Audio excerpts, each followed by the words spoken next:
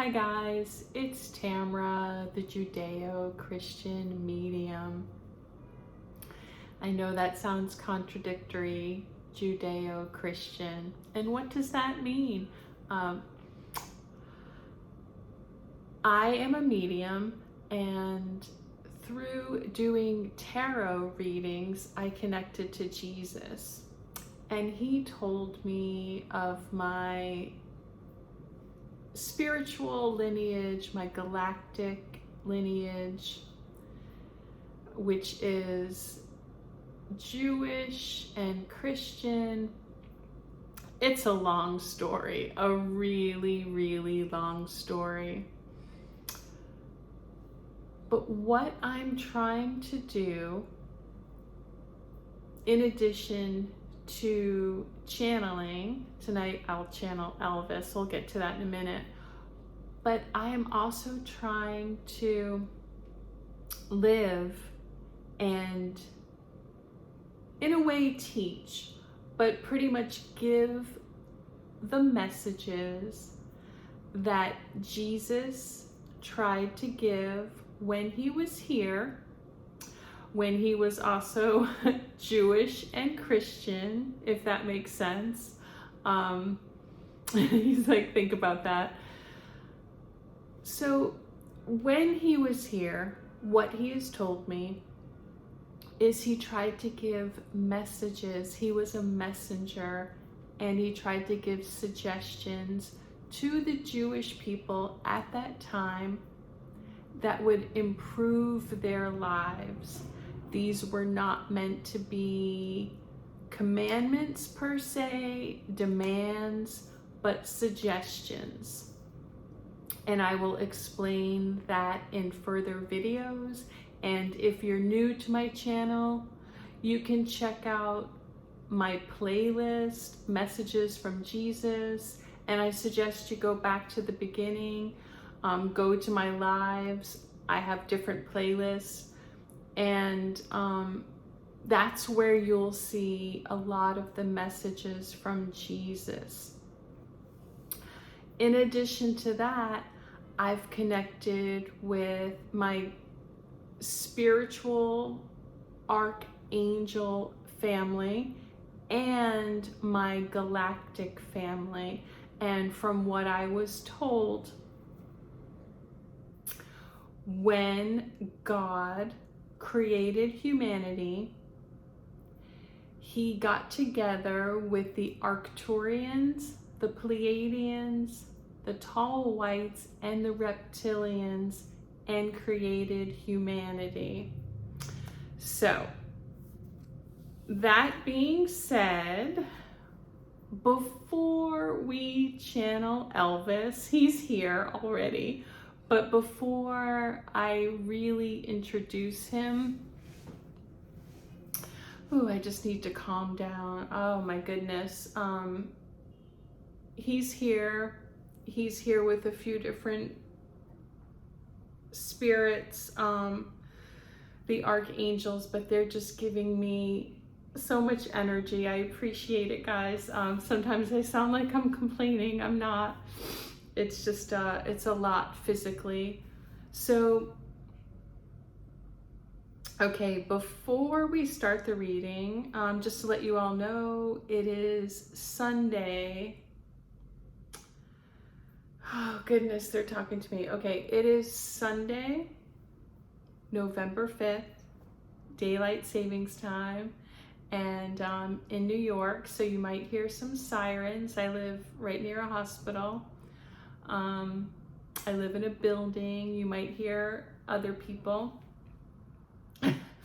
Oh guys, every time my nose starts running, for all you mediums out there, or people who connect to spirit, you'll understand. So, okay, to ground myself and to ground you, I suggest you all relax and pray with me. I'm going to bring in my team, and I'll just show you a little bit a little bit of how I pray and how I bring in my team. Okay. Whew. All right.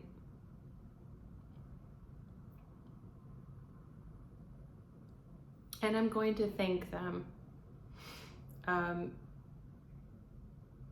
Today, they really, really want you all to focus on gratitude, and they understand how hard that is right now with all that is going on, and how that can feel patronizing with everything that's going on in the world, and a lot that's going on with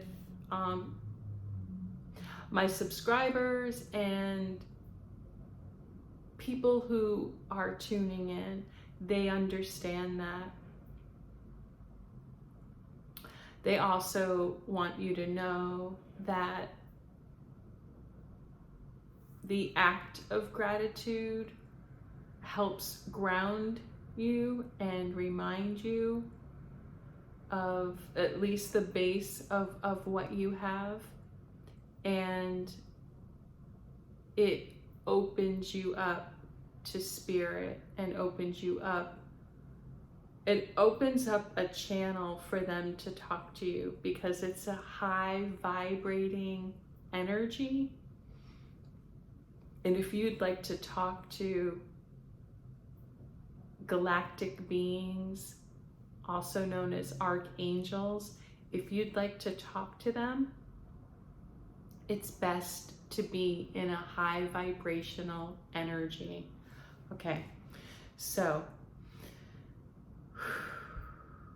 I would like to thank God, and I'll explain. God is all around me. For myself, He comes in as a masculine energy, and He comes in from my upper right. And they've explained that they are in the 12th realm. And God is higher and comes in. And so far, that's as much as they've told me. They're like, that's as much as you need to know. So anyway, God, thank you, God. Thank you for everything, and thank you for life. I'm oversimplifying here, but it will help. Feel free to use this prayer. Feel free, if you need to connect to the higher angelic realm, the galactic realm, to also use this prayer and to connect and to ask for what you need. So thank you, God. Okay.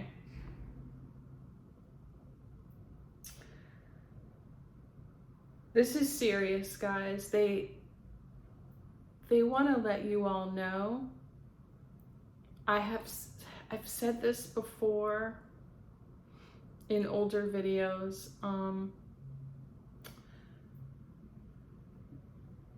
But they'd like to let you know they need your permission to help you.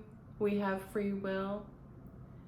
A simple thing that you can do, especially if you really feel like you need help, and I know a lot of you do, because I get a lot of requests. I have a lot of people talking to me, and they wanted me to remind you of this. This is what I did, and I honestly, well, I know now that they told me to do this, but I didn't know then. I didn't know where this came from.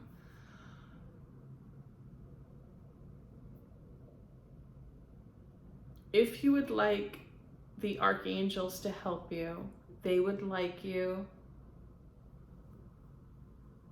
to tell them that.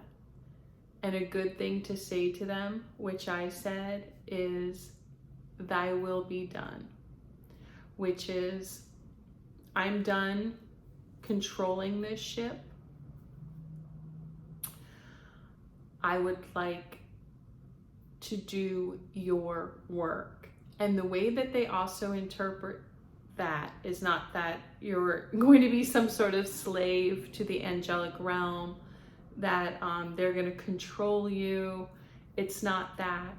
It's telling them that you would like to connect to your original purpose for star seeds, for Arcturians, Pleiadians, and tall whites. That would be your mission. For reptilians, who are more than welcome on this channel. I know that oftentimes you're given a bad rap, and this is, you know, I don't do that. I do talk about dark reptilians, which is a different energy. But anyway, if you are reptilian, you have a life path. For star seeds, you have a mission. So when you say that to the archangels, you are connecting back to your mission. And if you're feeling lost, you are probably off of your mission. Okay. They're just taking me a little bit back to basics. And Elvis is Arcturian, Pleiadian, and a tall white, and he is in this archangel realm. So this all fits together. This isn't just me being tangential. These are messages for right now, for this time. And Elvis is here, and he wants you all to get these messages too, especially because of what he went through in his life. And he says he got taken off his mission. So let's go back to the prayer. So God comes in as this white light, and he connects to Jesus, who comes to me as a masculine. And Jesus comes in as white, and it's a mixture. It's very swirly. He comes in as white and gold and silver, going into indigo when he gets really into his Pleiadian energy.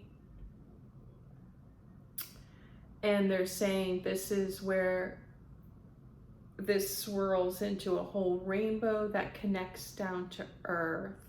And this is also what connects when people pass. And it's called, you know, you've heard songs called the Rainbow Connection. You've heard about, probably have heard about the Rainbow Bridge.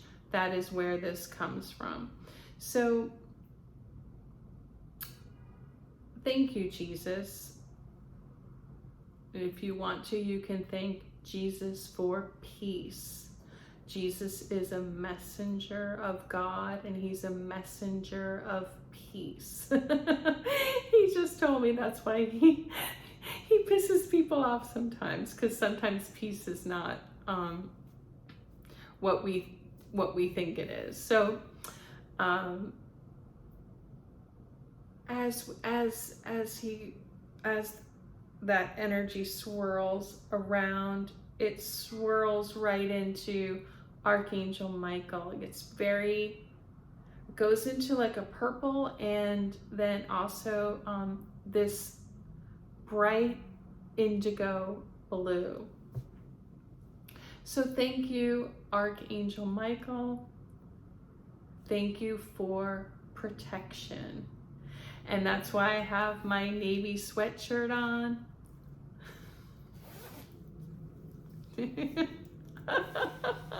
That's a little bit that I'm doing now. Anyway, so Jesus told me to do this. It's like we all think it's really funny. Anyway, so thank you, Archangel Michael, for protection. And Archangel Michael oversees, it protects all of us, but oversees the Navy. And I'm connected to the Navy through a past life. And I will get more into that when we get to my Archangel. Okay. So swirling over here, we have Archangel Metatron. And now the colors are going into, it's a mixture of red and orange and yellow. Mostly orange and yellow. It gets a little bit pink. It's very swirly. And I'd like to thank Archangel Metatron for entertainment. Now, maybe you all have heard other definitions of the archangels. They are multi-dimensional. They have multiple purposes. I'm oversimplifying it because this is how they come to me and this is how they help me. So thank you, Archangel Metatron, for entertainment. So swirling around right next to me, we have Archangel Eric Medhus. I'd like to thank Archangel Eric Medhus for communication.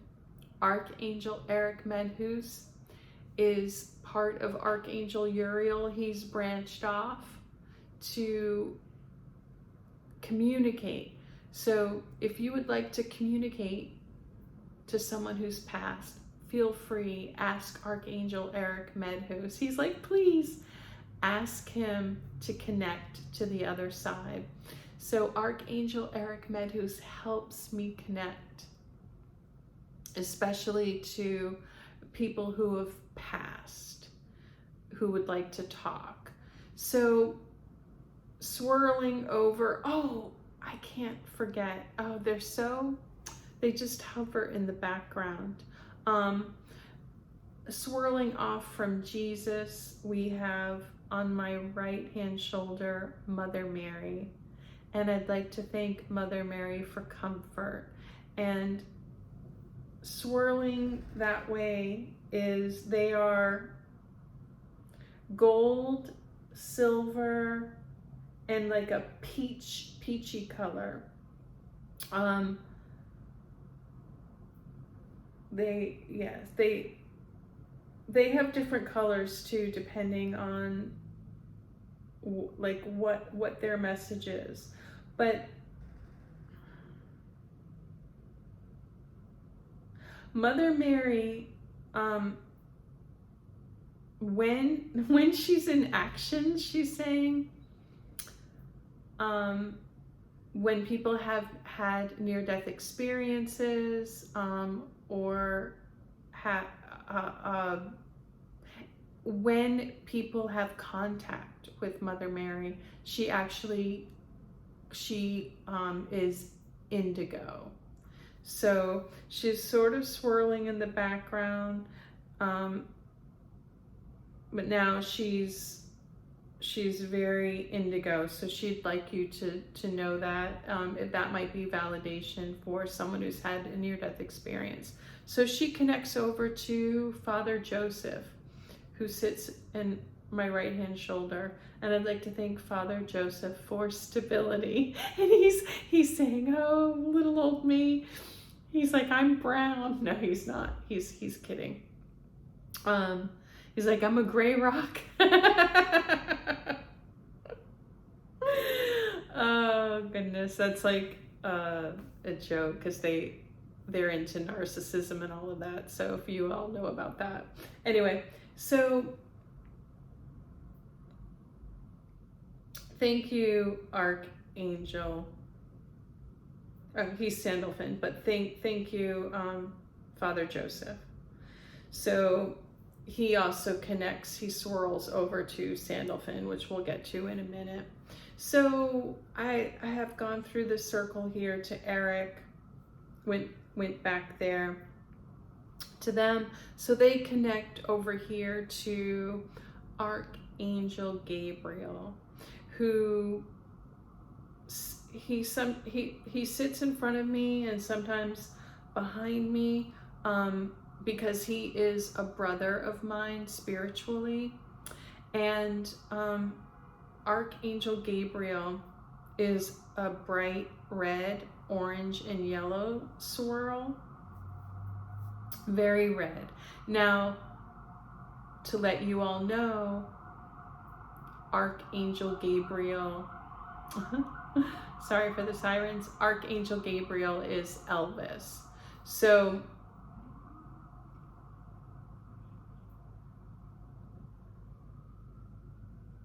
yeah, he's talking to me.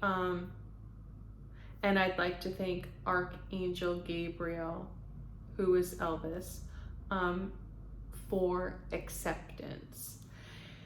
And also I want to explain to you all how archangels are galactic beings, and they are able to branch off and have human experiences. So Elvis, also known as Archangel Gabriel, now he's Archangel Gabriel, but when he was here, he was like a fractal of Archangel Gabriel. And he shares that energy with other humans who have been here. For example, the singer who lives in Hawaii, he's Archangel Gabriel. Keanu Reeves is Archangel Gabriel. So,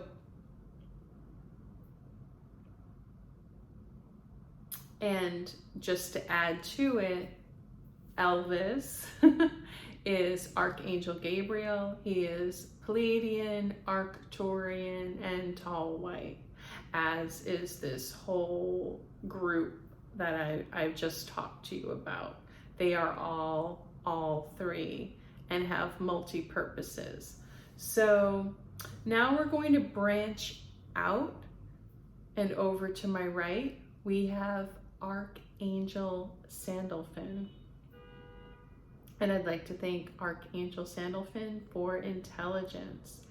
And you know, there's another swirly line that goes from God out to that direction. And Archangel Sandalphon is white, and he is a leader of the tall whites. Even though he is Arcturian, Pleiadian, and tall white, he represents in a very heavy, tall white energy.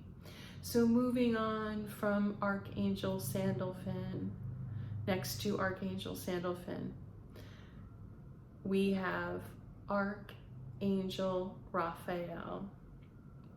I'd like to thank Archangel Raphael for healing. And as we're going into Raphael,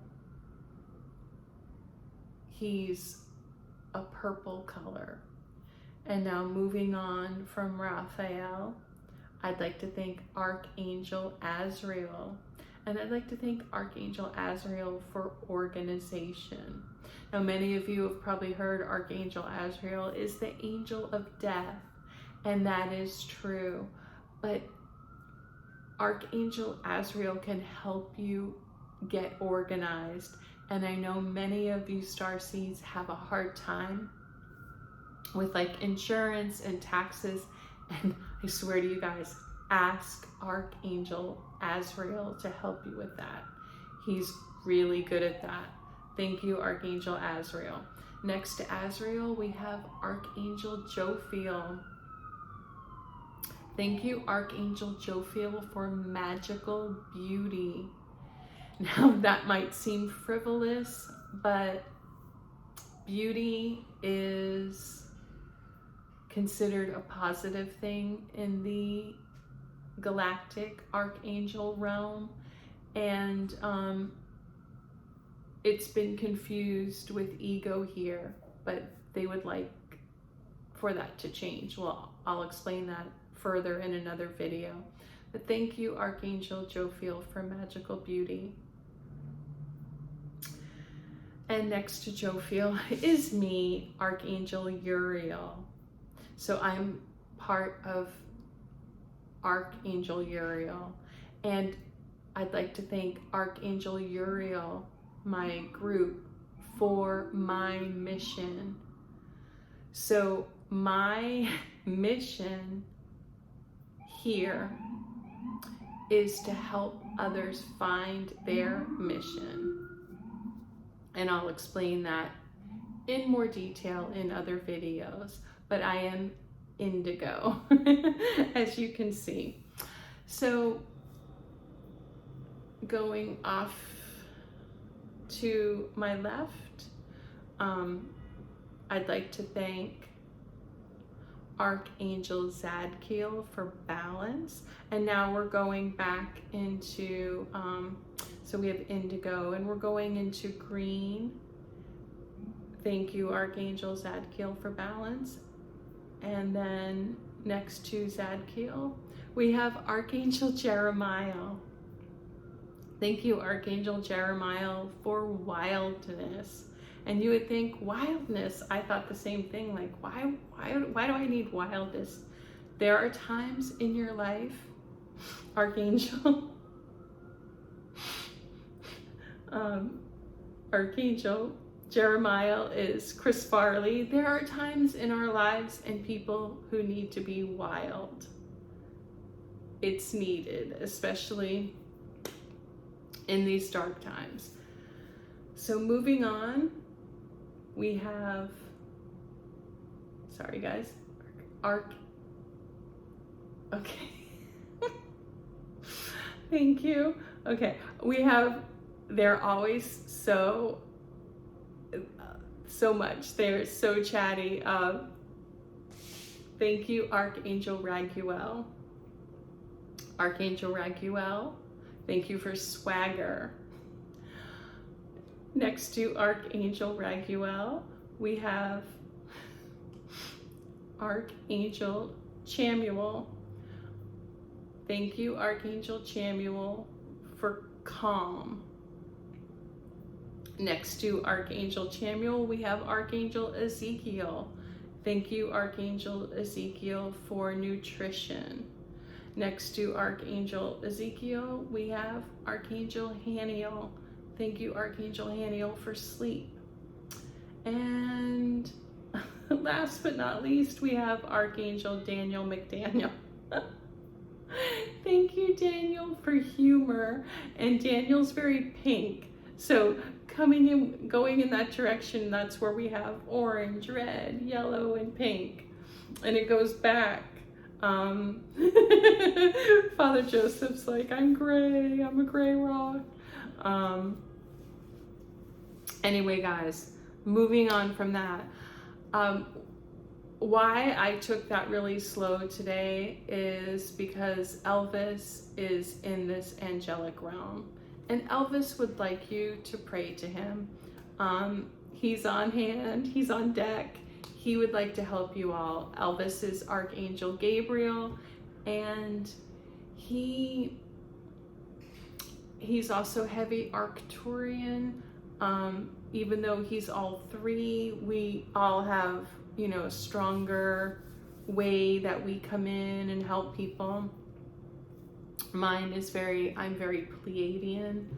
That's my dominant energy. So his dominant energy is Arcturian, which is our creativity. So if you are in a creative field, please pray to Elvis. So Archangel Gabriel, and he can help you with your creativity. He is also the Archangel of acceptance. And that's been a really dramatic political bullet point going on in the States right now. It's been heavily politicized because when an issue that is under the umbrella of acceptance is one's gender. And unfortunately, I've explained this in other videos and I'll explain it further. What happens is something that starts out as positive, helpful to humanity, including Jesus's messages, pretty much including everything. A darkness can enter in and then spoil it. So a very positive thing that was happening was that people were accepting people of, all genders, and then it got exaggerated and politicized. But we'll get back to that maybe in this video, but I'll explain it further in other videos, because many people of that group actually feel abandoned by the spiritual community, because a lot of people in the spiritual community have started focusing on safety and boundaries and, siding with politics that are going to protect that. And then, so that would be conservative. And then the other side, the complete, opposite, is very liberal. So anyway, it's been over dramatized and over politicized, but you have not been abandoned. They're showing me a rainbow. You haven't been abandoned. So anyway, this has gotten all of these issues have gotten very confusing, and I'm going to come on and try my best to explain how Jesus feels about it. But anyway, right now, also, obviously, I want to thank the Pleiadians, the Arcturians, and the Tall Whites. And just to let you all know, this is my team. They're, humanity on Earth has been around for a long time, as the galactic beings have been around. So there are many factions, groups. There are other angels in the angelic realm, saints. So feel free to also pray and talk to spirits, that you feel that are in your group. So it's a good to do self-discovery to figure out who and what you connect to. Okay, so let's welcome, even though he's been here, ladies and gentlemen, Mr. Elvis Presley. Yay! Oh my God, he's flying around, you guys. He is in a powder suit, it's a powder blue suit from the 70s, and he's wearing blue suede shoes, and he's flying.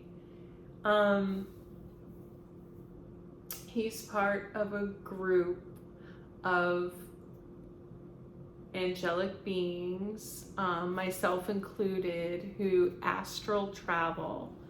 And that's where the movie The Lost Boys was sort of based on. Many movies have been based on that.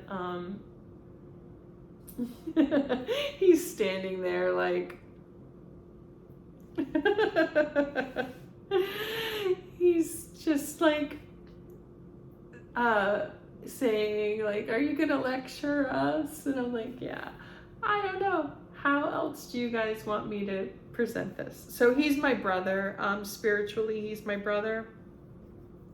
So we argue like this, and he gives me a hard time. He's told me I've been procrastinating doing his reading, and I have been, because I've been talking to him for a long time.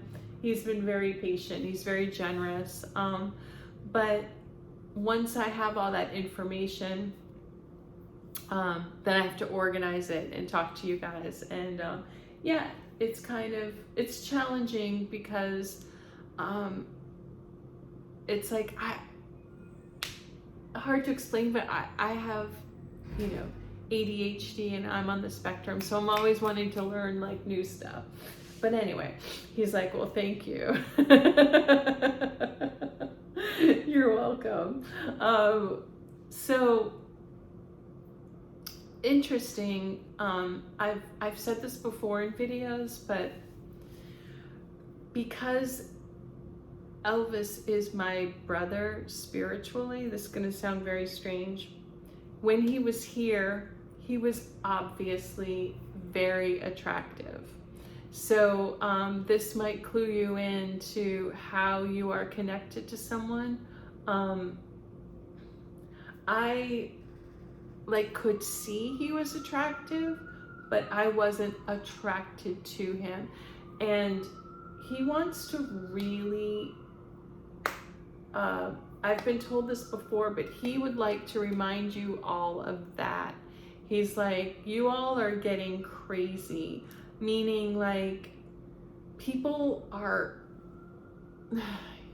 he's saying especially men feel that they should, like, be with, yeah, I know we're in a very open liberal society right now, but they feel like they should, like, do it, whatever, with every attractive person. And he would like men to really reel it in, because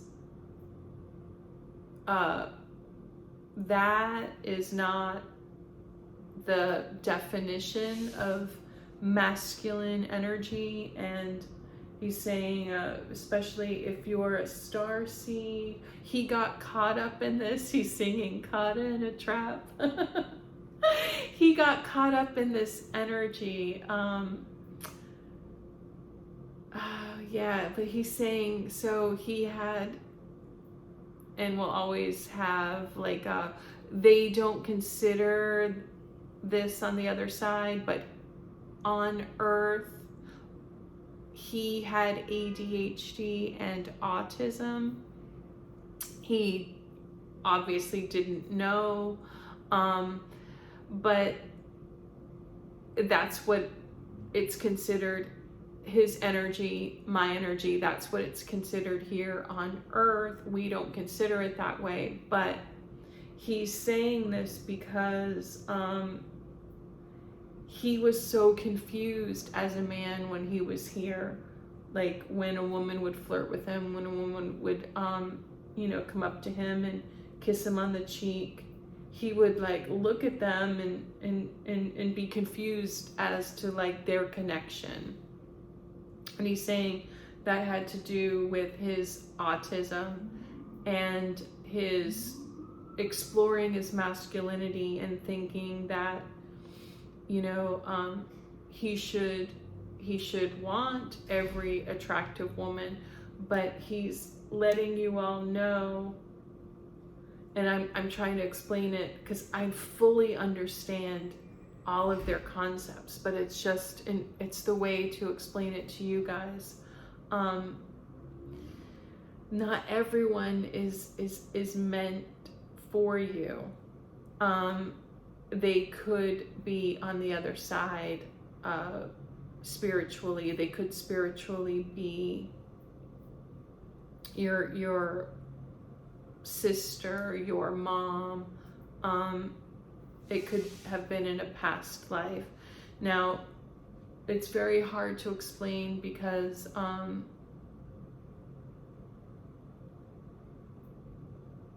it's just very complicated, but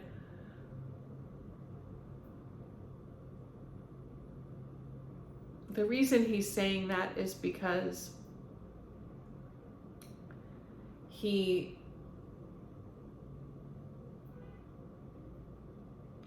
he's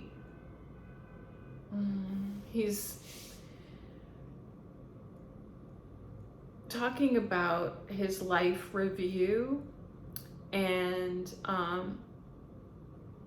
I talked about this in my last video. I've had my life review, not the whole thing, but I've had near-death experiences, out-of-body experiences, and the last near-death experience I had they showed me my life review, which people have said is very painful, and mine was too.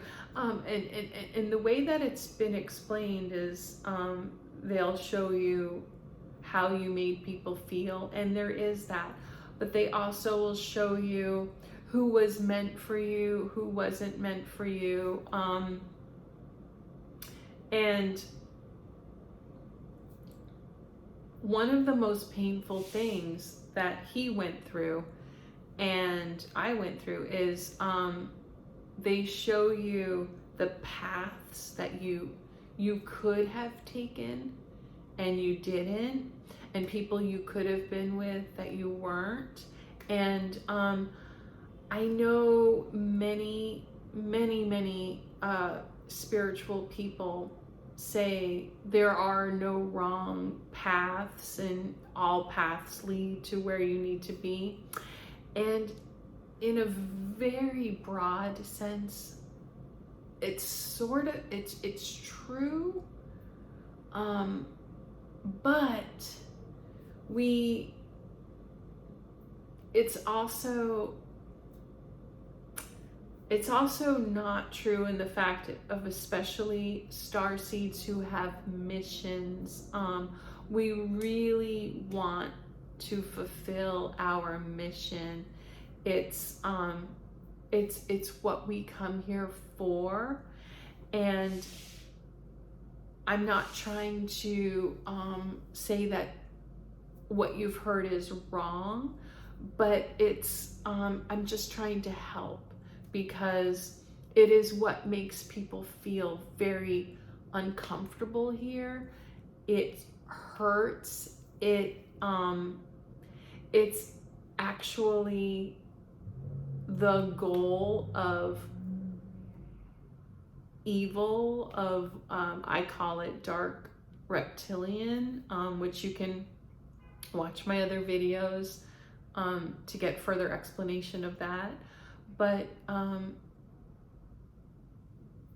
the Dark Reptilians' purpose is to take people off of their path, to that's one of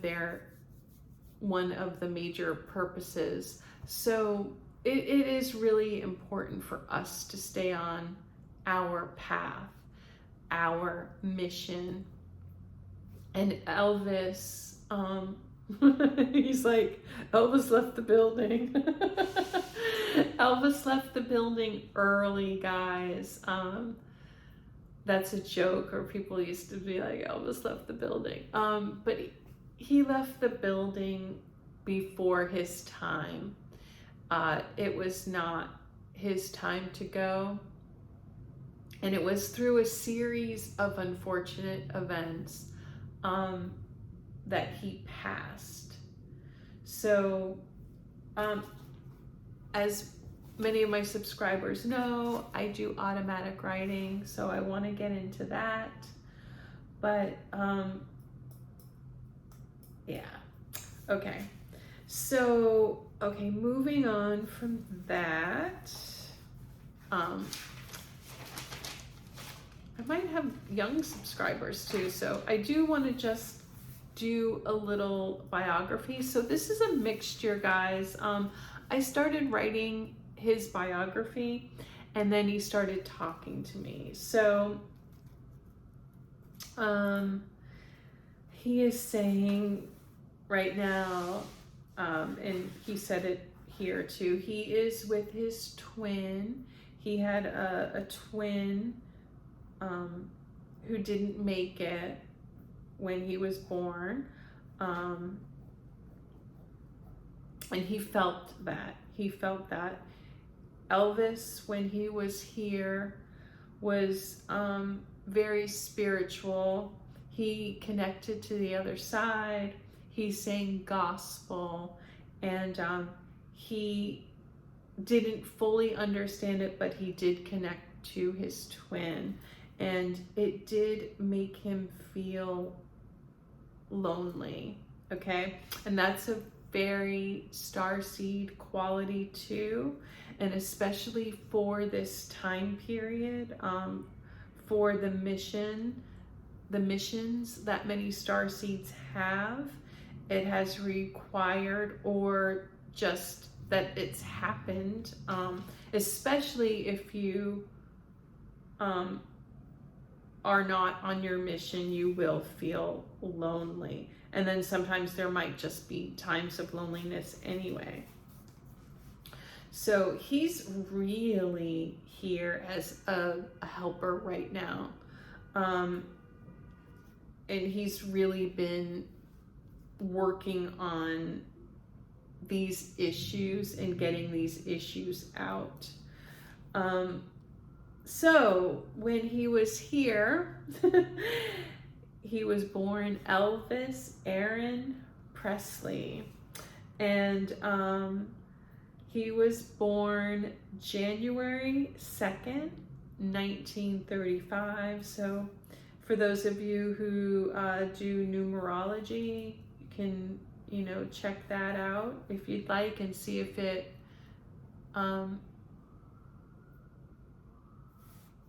validates what I'm saying. I mean, they talk to me, so I just see things in the numbers anyway. Like number 2 is, he's born on the 2nd. I was born on the 2nd. My brother was born on the 2nd. It enables you to be second sometimes, pull back. Anyway, January 2nd, 1935. You're so old. Sorry, we're teasing each other. He was born in Tupelo, Mississippi. Tupelo, Mississippi. Oh goodness, the sirens. Tupelo, Mississippi, and passed in Graceland, the Graceland Mansion in Tennessee. And I highly recommend you guys go visit Graceland. It's magical. I went, I used to be a flight attendant, and I had a layover there, and you can feel the energy of Elvis there. It's rejuvenating. I really recommend you go. So he died August 16th, 1977. And I have to tell you all this. We talked about it. He's sitting there like so we talked about it, and sorry, I was just thinking of my couch. It's kind of like Blue Velvet. He sang that song, Blue Velvet. Okay, so sorry, the ADHD. So anyway, 1977, I was 9 years old. August, I think I was not 9 years old. Yeah. And I know this is going to sound weird, but that was like the first major news story that I paid attention to. And it was at a visceral level. I felt incredibly sad, and I didn't really know who Elvis was. My parents didn't really listen to Elvis, and we didn't, as a child, I really didn't listen to the news a lot.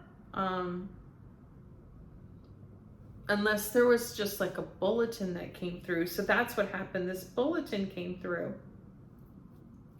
And I felt this deep pain, even though I didn't really know why. I felt a connection, and I remember them showing pictures of Elvis, and I just felt so bad. And you know, I was getting, he's telling me I was getting messages, and I was seeing a lot. And even though I was a child, I knew it had to do with, like, I just got these images of his weight and the sweating, and I felt terrible, and I was getting messages, and many people who are mediums will tell you when they were younger, they'd flip, and he did this. I'm sure many of you have done this. Would get these, like, you know, downloads of intuition, even though you're a child and you don't really quite understand. But I remember that. It was very sad. And he was a Capricorn. So all of these modalities that we know about, meditation, astrology, they're all valid, and they all are like little puzzle pieces that describe time periods and us. So he's saying, in addition to him being Pleiadian, heavy Arcturian, and a tall white, when he came here on Earth to have this experience as Elvis, he was also a Capricorn. And that explains a lot of who he was, and his strengths and weaknesses. So he worked very hard, and it also now added to his autism, his ADHD, and we have a recipe for him being pushed into working hard and him being pushed into taking substances, because he's medicating himself, feels like he's healing himself, and let's go give him grace because during that time period, doctors told people that these substances were healthy. We have to remember, guys, sometimes we forget, doctors told people that cigarettes were good for you, that they helped you maintain your weight. They helped you, you know, having a personality back then was really important. So, okay, so sorry, sometimes I can't read my writing because when I do automatic writing, I just write so fast. So, okay, his mission when he was here, he was a balm for race relations, and he was also showing the complexity of people that, and it was to show both that no matter what color you are, you can be an incredible dancer, have rhythm, have soul. That was part of his mission, was to bring the races together. And he wants to say, in some ways, in his time period, and even the 70s, 80s, and 90s, you know, some will look back and say, oh, you know, that was a worse time for race relations, but in some ways, not. And that could be argued, but he's saying that that was a place of acceptance for him was in the African American community, and especially the church. And that's what his soul resonated with, that soulful expression of connecting to God, connecting to spirit, connecting to his body, connecting to music. So a lot of that too, like his gyrations and the way his body moved, was his autism. So he at first had no idea that he was moving in any sort of unusual way. And then when people talked about it, he's just like, yeah, like just kind of, he didn't know that he was being unusual, so he just went along with it, which many people with autism, neurodivergent people just do, because they're so confused anyway. Because we, us, you, him,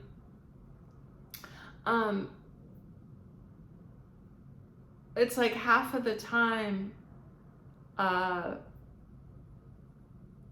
you're just not getting it. Like, people say you're doing something different. So he would just go along with it because people told him that a lot. So he's just like, okay, yeah. And he's just very good-natured. So he's like, yeah, he didn't like to let things get him down. And not that per se would get him down, because people liked that. But he's just like, being different is just, sometimes it's seen as a negative, sometimes it's seen as both. So he just rolled with the punches. So this wasn't some crazy dance he made up to impress people, even though a lot of people thought that, especially other men were jealous of that.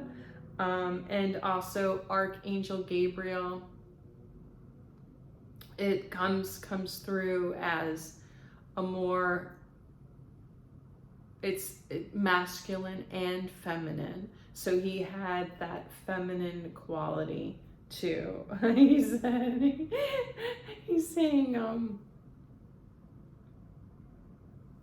he was an original metrosexual. That's funny. So he has been dubbed the king of rock and roll, and he's being very humble right now. But so he pretty much, that was part of his mission too, was to bring that rock and roll in for culture. And that's why, I focused today on Archangel Jeremiah. Sometimes our culture just needs like a shock, just a jolt of energy. And I know that throughout history that what has been considered religious seems like it wouldn't be connected to this, that maybe this is dark, the gyrations, wildness, swagger. No, like I said before, things that are good and healthy can be turned into something dark through extremes. And one thing that Elvis is telling me is that many entertainers come and they sing about dark things to show people, and then people just, you know, point, you know, especially like pious religious people point sometimes and say, oh, that's dark. Or they're dark, and they're just actually just singing about a darkness. So it all gets very convoluted and confusing. One system of figuring out who's who and what's what is my team has told me about these different influences, what it means, and daily I post different celebrities on my Instagram and on my community tab, and what their influences are, like if they're a dark reptilian, Arcturian, Pleiadian, or it's all white, or a mixture, if they're connected to archangels. So if you're interested in this, please go through, you know, you have to scroll and scroll, because I've been doing this for a while, but you can look for your favorite celebrity and see what influence they are. And you'd be surprised at how many people you maybe thought were a beacon of light who are, you know, not, or vice versa. So as we're going through this, he brought a blueprint of rock and roll, and he was, he laughed at this then and now when I said he was vocals, piano, and guitar. He's like, I was a singer. He's very old school. Very just charming and polite too. Okay. He is known as one of the most significant cultural figures of the 20th century. He's kind of looking down, and he's like, and I was lonely. It's lonely at the top, right? So we'll get into the loneliness a little bit later. Yes, he brought cultures together.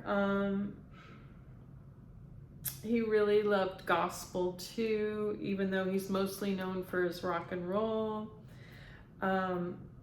He was a musical prodigy. He was a bit of like a savant. He struggled in school, and you know, he was a little bit unbalanced that way, but can't have everything, right? He had great range with his voice and with his abilities, musical abilities. And sorry, just got startled for a second. So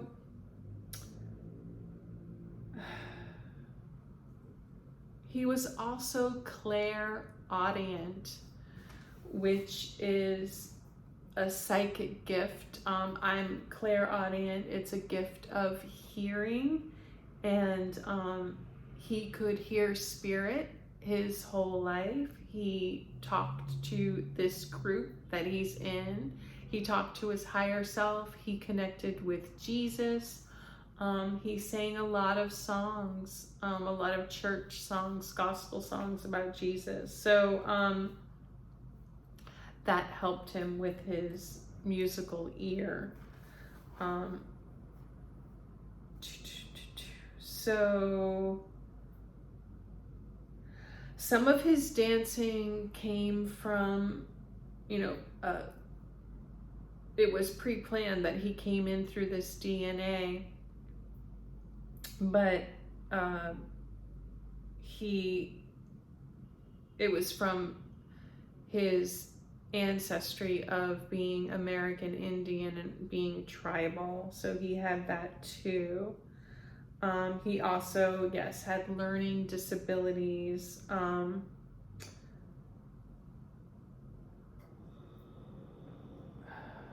so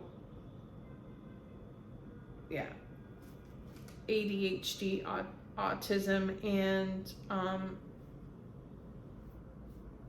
he's saying trouble with learning, with reading, math, trouble with math, and that bit him in the butt later on, as we'll get into it, as he was taken advantage of. He was financially abused, which many celebrities, famous people, wealthy people are financially abused constantly.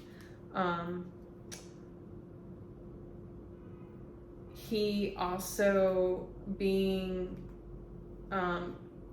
very spiritually connected to horses, loved animals, and was able to talk to them on an intuitive level.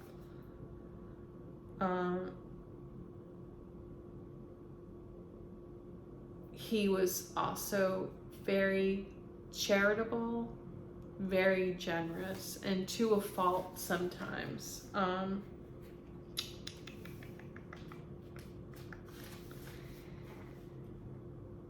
He was actually, and this is something he feels bad about, is he was very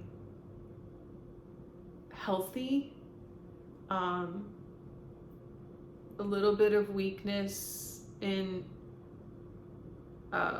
arteries and stuff, but nothing that like good, exercise and food would have, he would have been fine, but he pushed it. But there was an issue, and this has to do with him being an archangel. When he was on stage, his blood pressure would like jump up to 180, and it was because he was connecting, when he was on stage, he was connecting to the higher realm, and that's really hard on your body. And at that time he didn't know about all of this, of like grounding and how to naturally, like, we've learned a lot how to naturally come down from connecting to spirit, but we've learned a lot.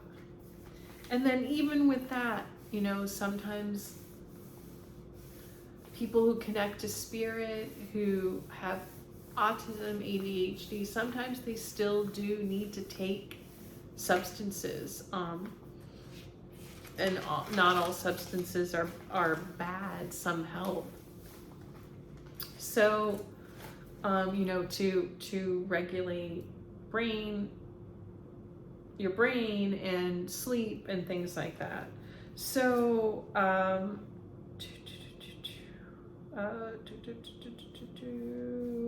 yes, then he married Priscilla Presley in 1967, and they divorced in 1973. So Priscilla is a reptilian, and the best way I could explain it is, I've tried to figure out how to explain this, and they said this is okay, is she's just a regular reptilian, which is not a bad thing. You can check out my videos on, what does it mean to be a regular reptilian. It, basically, I'll just say she was very earthly. She's still here. She's very earthly, and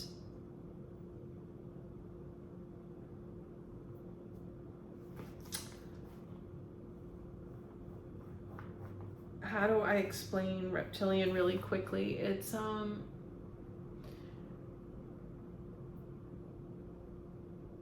reptilians are not as vulnerable as starseeds.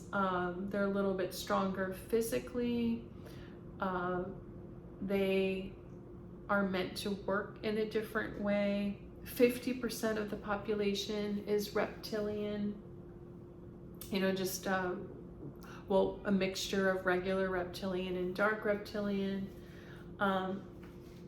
One of the missions of starseeds is to prevent the dark reptilian from growing too strongly, because when that happens, that's when there is the risk of humanity destroying itself, and so we don't want to see that happen. So anyway, Elvis is interrupting with copying. It's very interesting because I've gone round and round with them, just being very upset at people copying me, like reptilians copying me, and just how upsetting it is. Especially, I'm a medium, and I've had people in the past who wanted to work with me, and they've completely taken on like my persona, saying that they're a medium, or they connect with the other side. And this isn't like a shout out to any of my subscribers, because I do have one subscriber who's younger. She's adorable, and she truly is a medium. And if you're watching, that's not you. This is someone from a different area of my life. When I was a performer, I've had people just straight up copy me, copy things I've said, my philosophies. I take it as stealing a part of my soul, and Elvis experienced that too. And Jesus has stepped in and told us that although it's awful, some of the people that have done that have actually helped, because they make what we do look normal, because the more people that are into it. And also one particular person that is a copycat, Jesus has told me that she her life path was to work in DC, but she has become a dark reptilian, and would have worked for the dark in DC, as if we need one more person like that. So even though it's annoying, the reason that Jesus is here, the reason that they're telling me this is that sometimes we can't see the bigger picture, but sometimes somebody copying you isn't always in a bigger way. I don't want to say that it's not bad, but it's like, just as many people talk about evil, the devil, darkness, narcissists, trying to corrupt the light, sometimes the light alchemizes someone who could go dark, because it's so, sometimes the things that starseeds do are, they're saying, like, so shiny and pretty that people want that. So it's spiritual warfare, guys. Well, I'll talk about that more at another time. So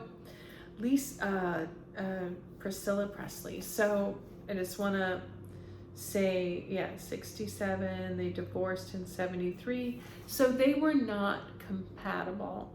And it's nothing bad against Priscilla or Elvis. You can see Priscilla is very beautiful. Elvis thought she was beautiful. She's lovely. She's down to earth. She's a good mom.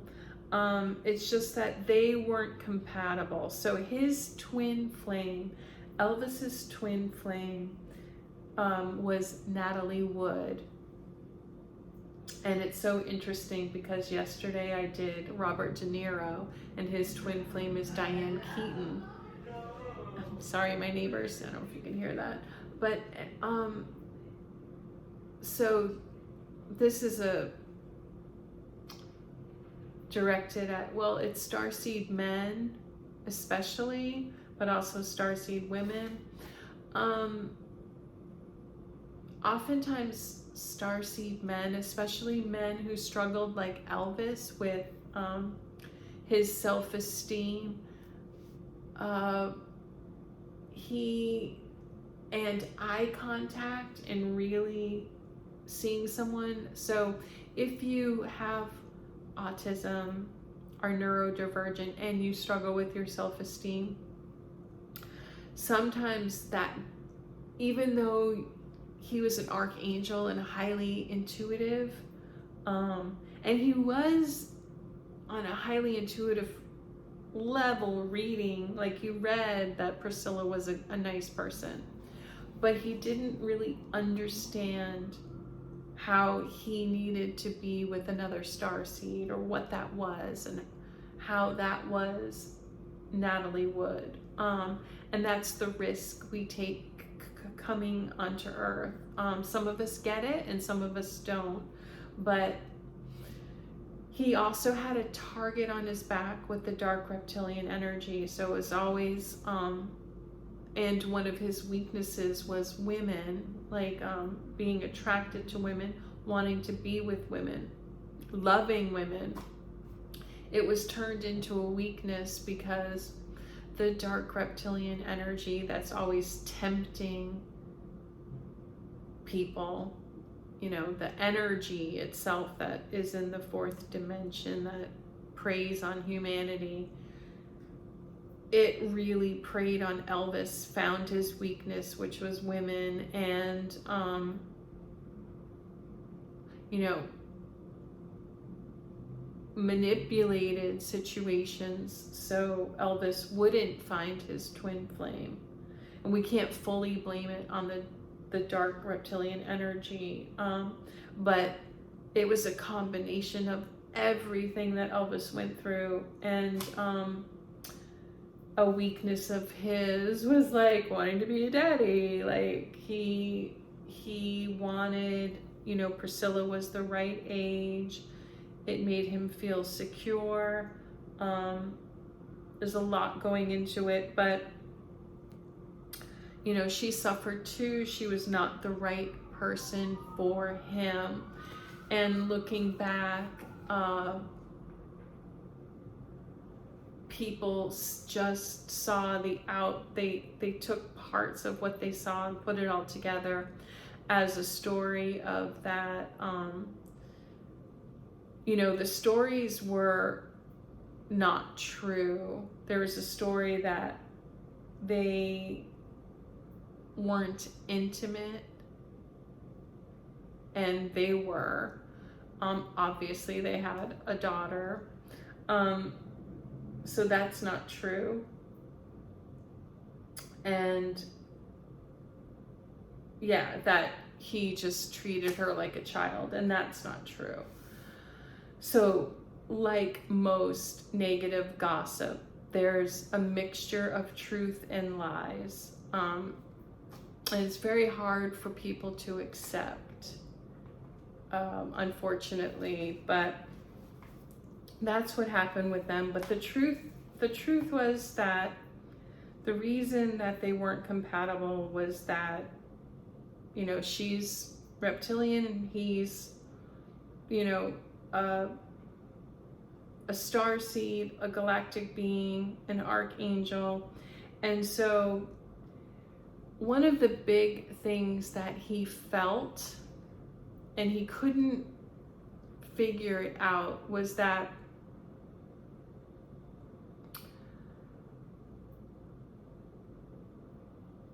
he was so frustrated that he had this job to do, to sing and all that it entailed, and then he didn't understand that Priscilla would try to treat him like and criticize him and be like, why can't you be normal, which is reptilian in her mind, neurotypical, average. It's very hard to put this into words, but she was trying to articulate to him basically like, why can't you now be reptilian? Like, why can't you not do what you do as much and come and be with me, and we could do all these, like, she liked to do activities and have like this to-do list, and you know, work on the house and just be. And he didn't actually feel accepted, because here he is doing his mission. And this is why this is a big issue that Jesus has, wanting starseeds to be together and to be true to themselves, and not try to be ordinary where it suits them, and starseeds where it suits you, them, us. And this is a lesson for all of us. It's very challenging to come in. Elvis was challenged growing up. He felt odd. He didn't feel normal. He was bullied, made fun of for who he was, how he dressed, how he sounded. And his mom as a starseed, and so he was called Mama's Boy, and so a part of him wanted to be reptilian, wanted to be ordinary, wanted to be like a good father, a good neighbor, part of the group. And you know, most starseeds do want that, are jealous of that. Like, how do people do it? How do they just form these groups and go to the PTA and go to the softball and doing all that? Well, especially if they're, you know, a celebrity. Because some starseeds do that, and they excel really big at it. Like, they make that their mission, or that is their mission. But, you know, in his case, that wasn't his mission, and he felt like a failure. And so with that, when he was with Priscilla, he went through a depression. And the way that Jesus has explained it to me, and Elvis is explaining it, is situational depression like that, it compounds. So like, he had that when he was a teenager, and then like having it again as a husband, it opens that old wound, and it just kind of compounds. And so it gets like stronger and worse if it's not dealt with and not figured out. And of course, in his time period and his circumstances, he didn't figure that out. And then swoops in the dark reptilian energy of temptation, brought in the substances, and this is how things just spiraled. But he feels bad about the situation with Priscilla.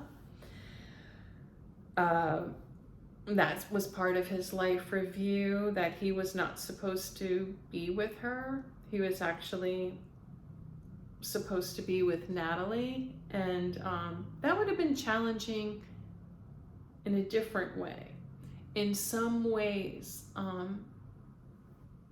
they have told me, and Elvis has really been telling me this, in some ways, star seeds feel this sort of sense of satisfaction of, like I said, like if they're with a reptilian, of being ordinary, but also it's a comfort zone.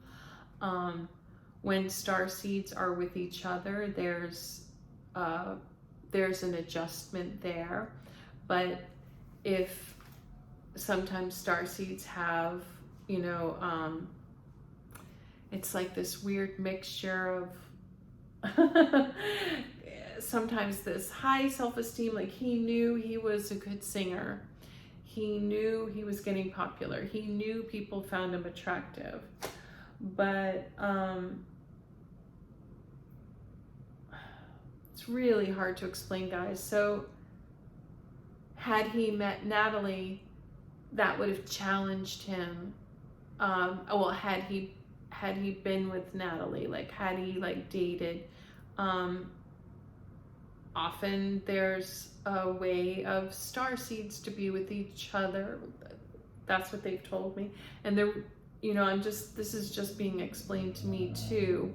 So forgive me if I'm not fully explaining it. But it's this way of, so yesterday I did Robert De Niro. So if Robert De Niro had really been with Diane Keaton, there's a little bit of like awkwardness. Whereas a starseed's like with a reptilian is like, I'm the creative weirdo, and they're like, oh, I'm the ordinary person. Okay. They know their places, but two star seeds, it's a lot of negotiation. It requires a lot of patience. It's very rewarding though. So please, if you take anything from this, I don't know how old you are or where you are in your dating life, but if you are honest and you really feel like you're either a reptilian or you're a starseed, if you take anything away from this, Elvis is saying, accept yourself and find your counterpart. Have patience. Let things be awkward. Take things slow. But find that person who gets you, and don't judge them because you judge yourself on your weirdness. You will go much further in a relationship with, and also it's not just any old starseed. Like, the more you can really accept yourself and do self-discovery, the more you can accept your counterpart, your twin flame, which is ultimately, not all of us can be with our twin flame. Sometimes they're not available or alive. But if you don't accept yourself, you won't accept your twin flame. Yes, that's what it is. Thank you. Because many people have asked me, like, you know, why have some people met their twin flames and not stayed with them? And sometimes it's like, well, if you don't or why would someone reject their twin flame? Isn't it just like you meet and it's like the ground shakes and you're like, I found my other piece? And yes, that can happen. But sometimes it's like, if you really don't accept yourself, and sometimes Elvis is saying, sometimes deep down inside, we don't like ourselves. And so if we meet our twin flame, we won't like them. Yeah, I'll do other videos about this, but this has been really big this week, and especially with doing Robert De Niro yesterday. Like, Robert De Niro doesn't think of Diane Keaton. He has he has this type in his head, and it's like a formula. Like Elvis is saying, like Elvis is talking about his movies, you know, they became formulaic. So not to go off on a tangent, please watch Elvis's movies. I'll get into the ones he really likes, but he's using this as a metaphor, an analogy, like we all can get into a formula. We can a formula of who we think we are and what works for us. Even if it's like it doesn't work, we get into a formula of like, oh well, this is just how it is. Excuse me.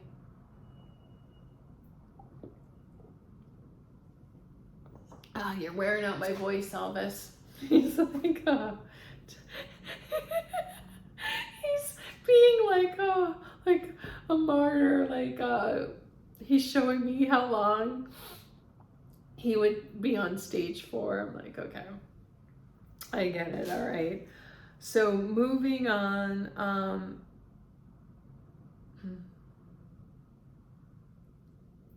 Yes, so they had Lisa Marie Presley, who he is with, and I've talked to. She's lovely. She was born in the same year as me, in 1968. She's a little bit older. She's behind him. She is Arcturian and Pleiadian, and she was born in February of 1968. I was born in July. And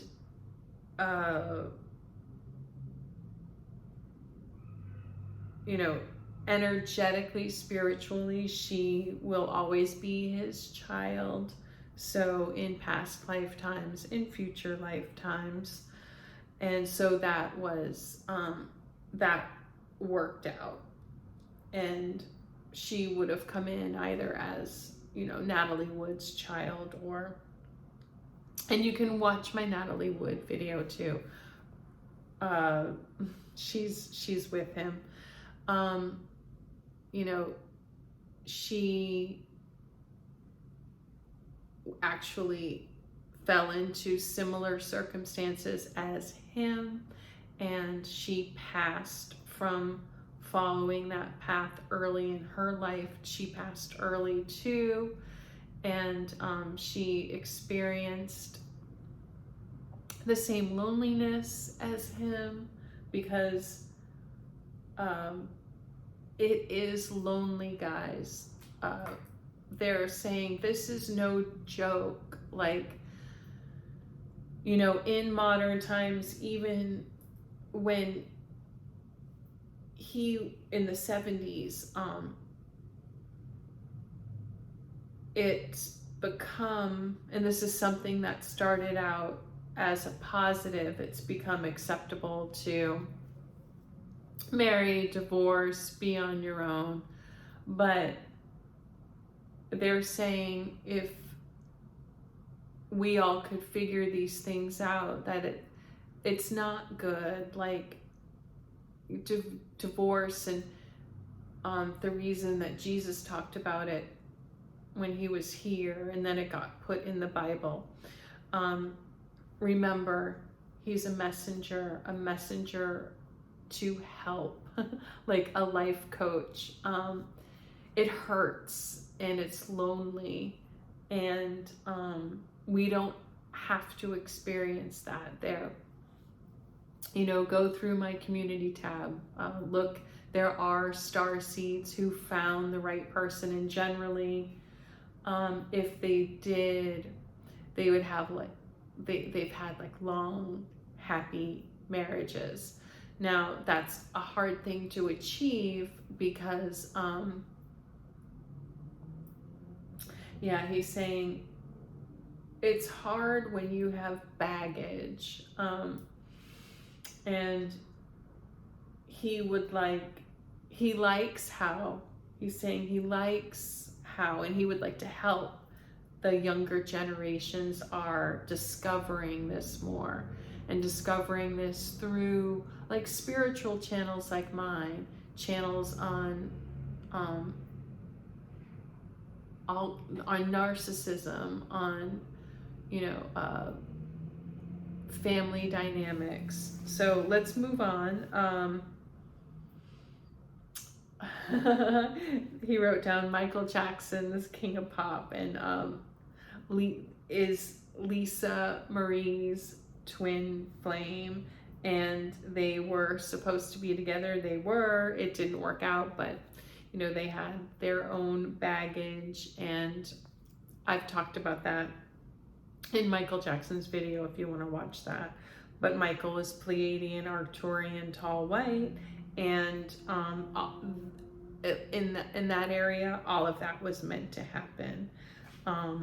And Michael Jackson is Archangels Metatron and Raphael.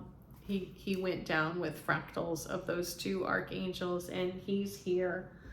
And also Prince is here, and David Bowie. They're a group, and if you've watched my videos, you can see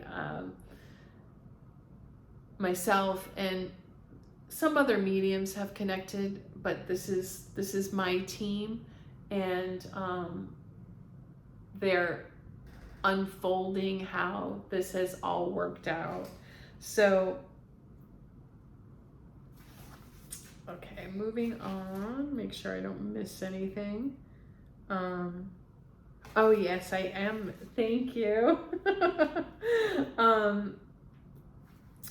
He said he happily got drafted in the Army. He was a very proud American and proud to serve his country. And he's saying he's, you know, a Forrest Gump. Even though he looked cool, you know, inside most autistics, Forrest Gump is autistic. And Forrest Gump, you know, his naivete and honor and proudness, you all have probably seen that movie and how he just sort of fell into things, and that's how Elvis approached being in the Army. And so he was in the Army from 1958 to 1960. He got a medal for good conduct. He's like, that's so Forrest Gump. And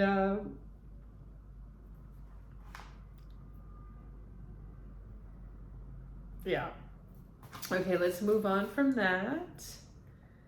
And so let's move on to his movies. So, okay, so along with him picking the wrong spouse,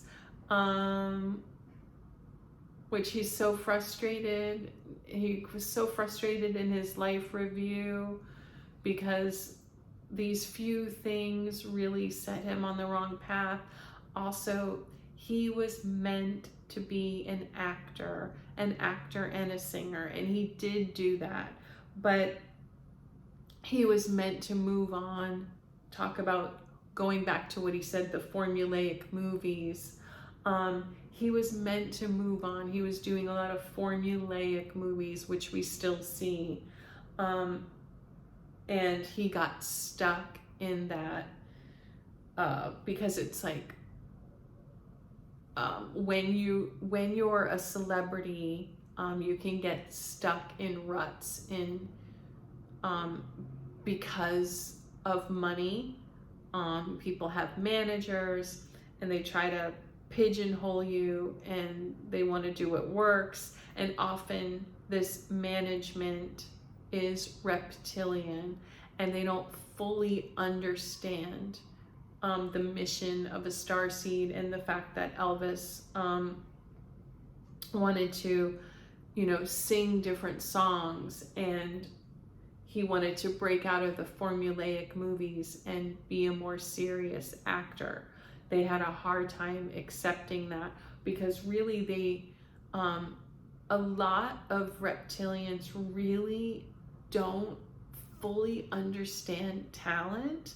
Like they are entertained, but if they're not doing it, you know, think of like art. If, you know, you're like, it's nice, but you don't fully understand artists, and sometimes the taste isn't there. Like they don't fully understand, they don't fully experience what, say, a starseed artist is doing, a starseed chef, a starseed actor. That sometimes someone like Elvis is coming in to break the mold, to, you know, people throughout history break the mold. They bring in new messages like Jesus. They bring in new music like Elvis, new dance moves like Elvis, new dance moves like Michael. And especially reptilians, who are here mostly to Elvis is saying all business. Like, we need business, we need corporate, we need that to, we just need that to make this whole thing function. But the situation has gotten out of hand, where, well, it's always gotten out of hand, where reptilians and dark reptilians want to control starseeds, and they can't. Like, well, they try and they meddle, and, you know, Elvis's mission got, some of his mission was done, but some of it was blocked. And it was blocked by the dark reptilian energy that was pounding on him, and reptilians trying to manage him, make money off him. And, you know, this is going on today too, and it's always gone on. That's why we have this spiritual warfare, these cyclical wars, is the base of it is jealousy. And, you know, instead of people managing Elvis and just being, you know, enjoying his talent and making an adequate money off of the work that they're doing, they want to actually be in charge and tell him how to do rock and roll, or him how to do acting, when they can't. And you know, it's really just a recipe for disaster and abuse, and it is abusive. And, you know, part of my mission is to shed light on this abuse, and I've had it happen to me.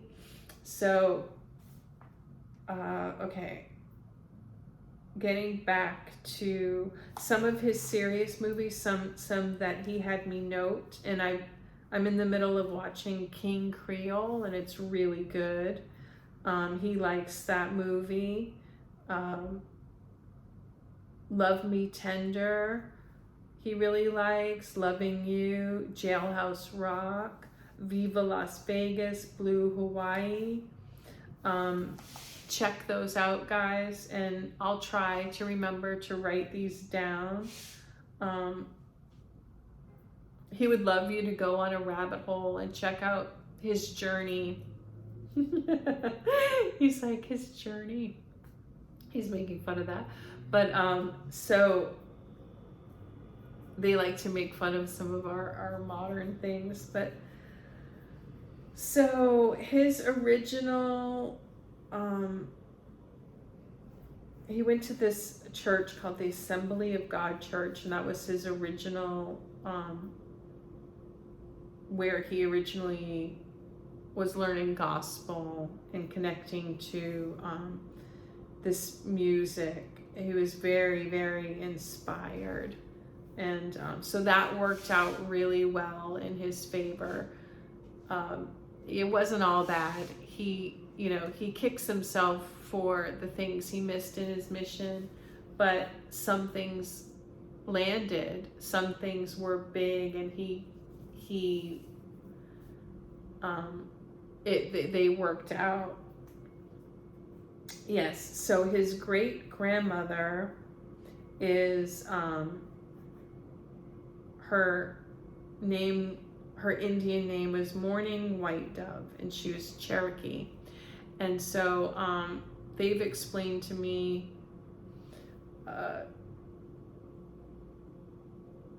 I'll have to really get into it sometime, but the different galactic spiritual lines and how they've come in through bloodlines, and how that all works out.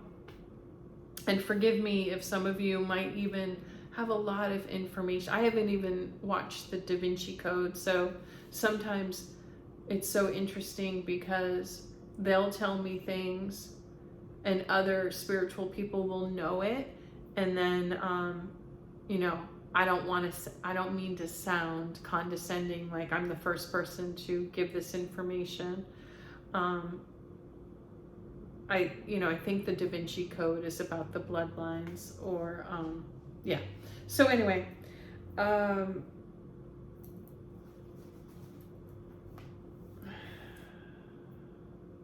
so I wrote down some of his songs that he likes. He loves the song Hound Dog. You ain't nothing but a hound dog, crying all the time. Because he was always trying to be positive. He didn't, even though he himself had some bouts of depression. And also people thought he had sometimes like an anger management problem, but it was a mask. He would have what is called autistic meltdowns, and that's from, autistics are very sensitive. So they've shown me this scale where there's like autistics on one end and dark reptilians on this end, and all the energies in between. And autistics are extremely sensitive to energy, to atmosphere, to everything. So you have to understand, Elvis was, he would eat like a child, and he would get overstimulated from performing and having all these people around, and he would have an autistic meltdown, and it would embarrass him. And he was also, a man and in charge of a lot of people. So he, and a father and a husband, he wouldn't understand it himself. So he would try to cover up his angry outbursts with the situation that was going on. And so people just thought he was like a hothead who would, kind of like attack people around him. And that wasn't it. He didn't understand why he would get so upset. And so he would try to make it be about the situation. But he was wise and intuitive enough to know that it really wasn't about that. So then he would just feel so embarrassed and awful. And somehow the people around him also knew this, so they wouldn't really that often like take offense to it. It was just like this thing that it's like he couldn't explain and they couldn't explain, but they knew that it wasn't like narcissistic abuse, it wasn't evil. They knew that, they felt that. So anyway, so Hound Dog, okay. He's saying on a deeper level, guys, listen to the words of that. You ain't nothing but a hound dog crying all the time. So that song is actually about being around a covert narcissist, also known as a dark reptilian, but it's covered up, or someone who's just negative all the time, whining all the time, bringing you down. And he had that in his life. Sometimes the darkest people were attracted to him like moths to a flame, you know. And there's a misconception out there that water seeks its own level. But oftentimes, in his case, in many starseeds' case, we have a light that can rejuvenate, that we can connect to spirit, we can connect to ourselves, we can connect to nature. And it's almost this endless battery, unless the dark energy really gets to you, like with him with substances. But starseeds can rejuvenate their energy more than reptilians, and in a different way, because we're also sensitive, so it's very complicated. But anyway, his light attracted a lot of darkness, and that song Hound Dog explains that. He says that's why it was one of his favorites. He also liked In the Ghetto. It's a very touching song and true. And Peace in the Valley, these are songs that connected him to Jesus. Amazing Grace, he is all about grace. Love Me Tender, Caught in a Trap is his experience with being with reptilian women. Like, you know, he had this love and he fell in love with some reptilian women and it didn't work. And that's where that song Caught in a Trap, it really resonated with him. So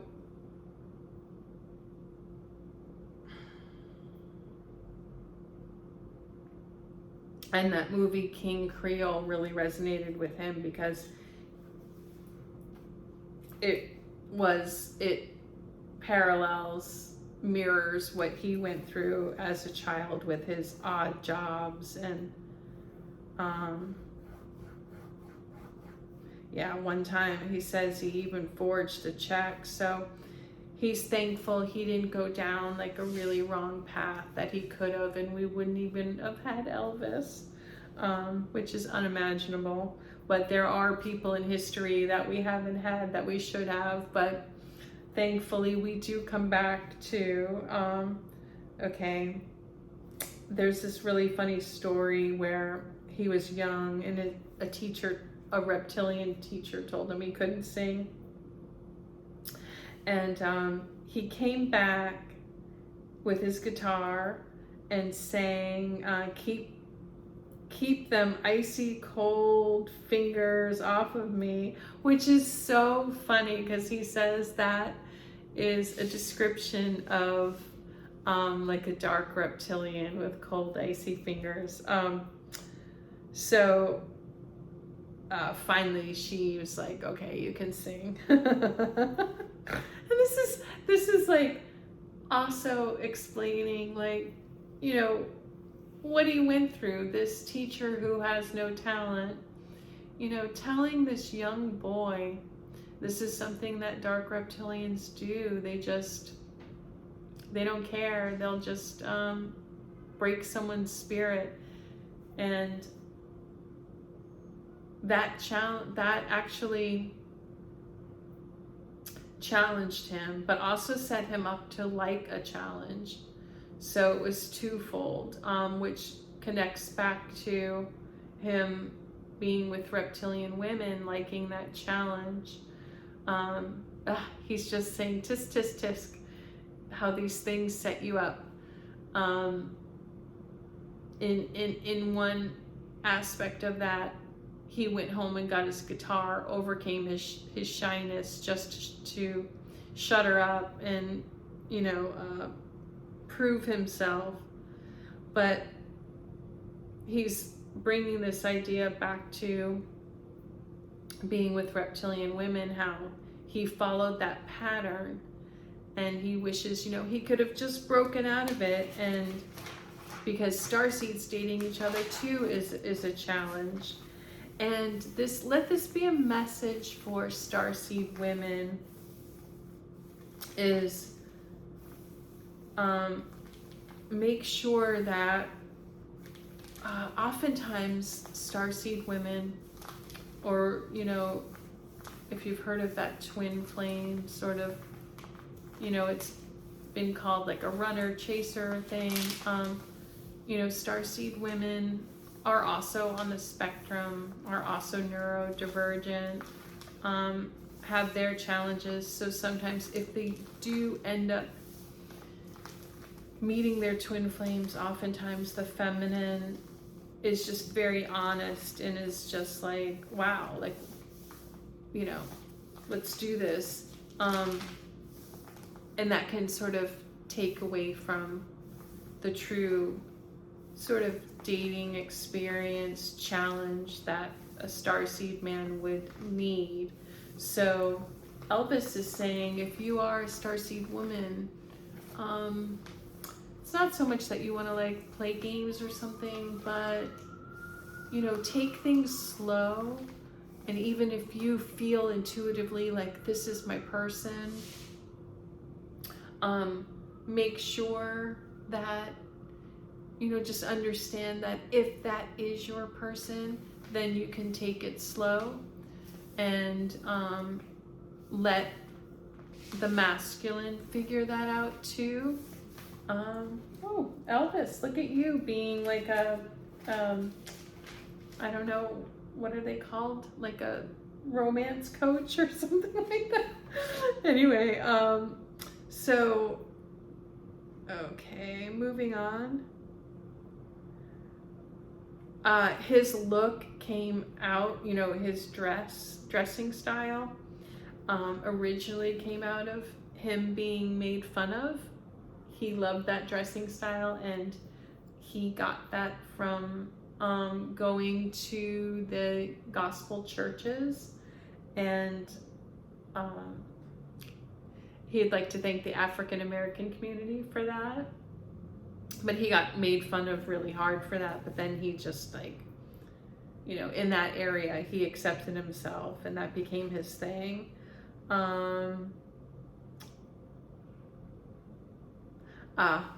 He went on a rant here about fashion. He would like you all to find some sort of decent fashion to wear. He said fashion is coming back.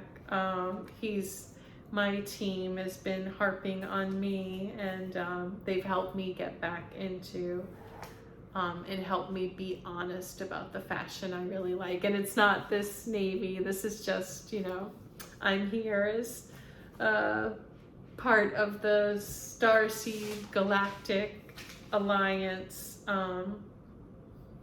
the Galactic Federation. So it's not that, but he's going to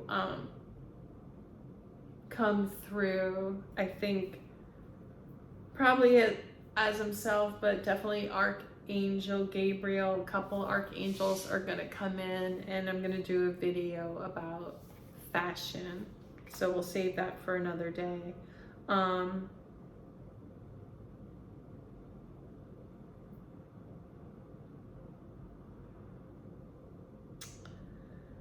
He was talking a little bit about banter, about how starseeds and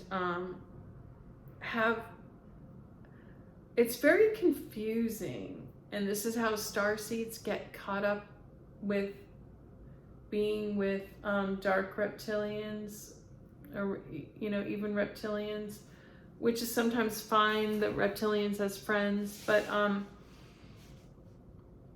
starseeds really like to banter and tease each other, but it's very confusing. It's confusing for reptilians too, because reptilians consider friendship to be competitive. And it really freaks out starseeds, because starseeds see friendship as family and brotherhood. But the banter is different. And this is why sometimes starseeds will hang out with reptilians, who, when they're younger, tend to be the more popular crowd. And they'll be bantering, and starseeds will be witty, but it won't end well, because starseeds will be completely hurt if they're like bantering with someone, but then the person ends up thinking it's a competition and gets all serious, and is thinking that he used to say, like, he would try to be as witty as possible and think that he was,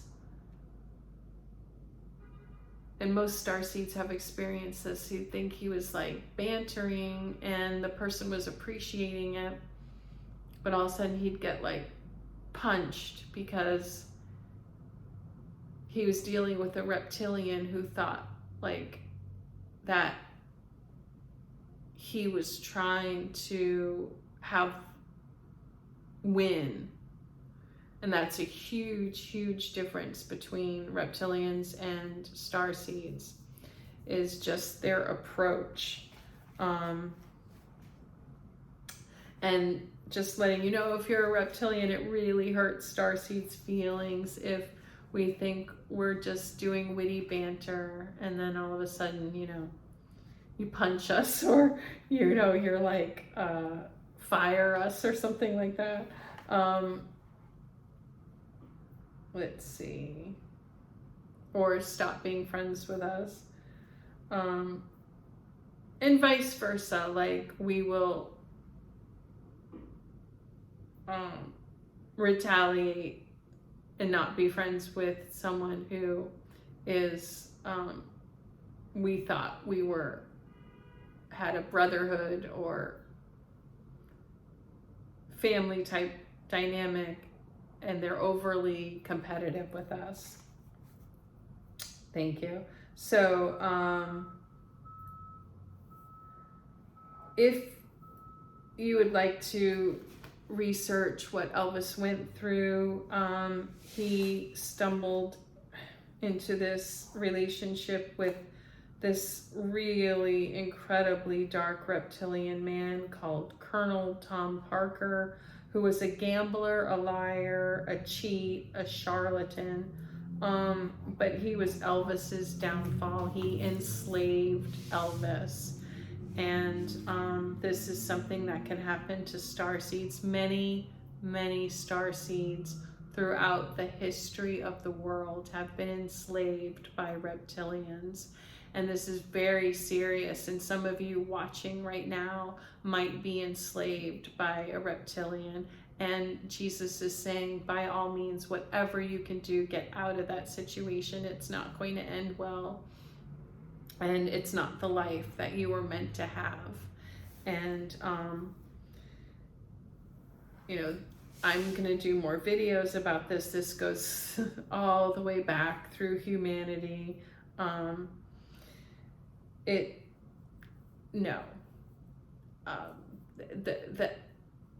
absolute thing that one of the reasons why the Galactic Federation is coming forth so strong is they are tired of their starseeds being enslaved and abused.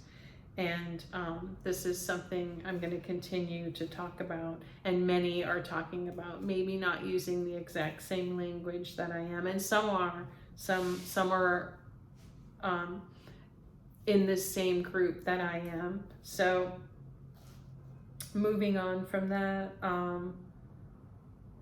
this man enslaved him, had a gambling problem, used Elvis, made him perform at the same place every night, wouldn't let him tour, wouldn't let him do his movies, lied to him, and they're telling me, and Elvis is telling me, please guys, please learn the basics about finances. Maybe you are a neurodivergent and maybe you're not good at finances, but learn the basics. It's hard. try to find people to trust. And he's saying maybe you won't know how to do your taxes yourself, but you could at least get a general idea. And just as much as you can. And I'll make further videos about that. But don't trust people completely with your finances.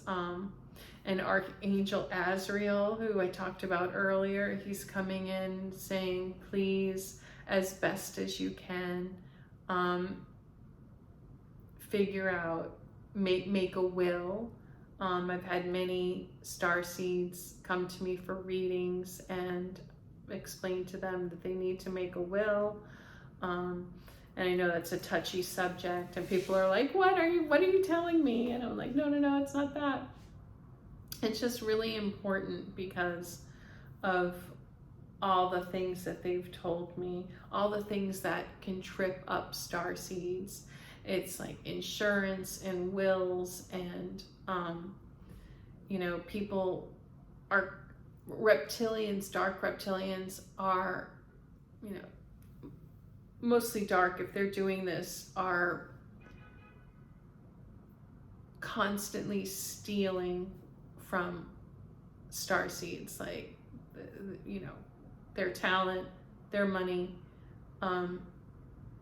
their inheritance, even even their DNA. Like, yeah, it's serious, guys. And I know I try not to get too heavy and too serious in my videos, but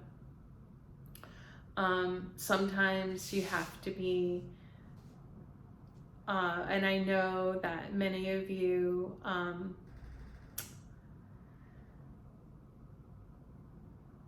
are into spirituality and connecting to your spirituality because you really are love and light, and you really are here to bring this to earth, to share your love and light. But you also have to be wise and protective. And that's this group over here, Sandalphon and Michael, and they really want you all to protect yourselves. Ask them for protection, give them permission to protect you, but meet them halfway. Be willing to also protect yourself. Elvis wishes he would have had a lot longer life. Between that and the substances, that's what took him out. What took him out was trusting the wrong people.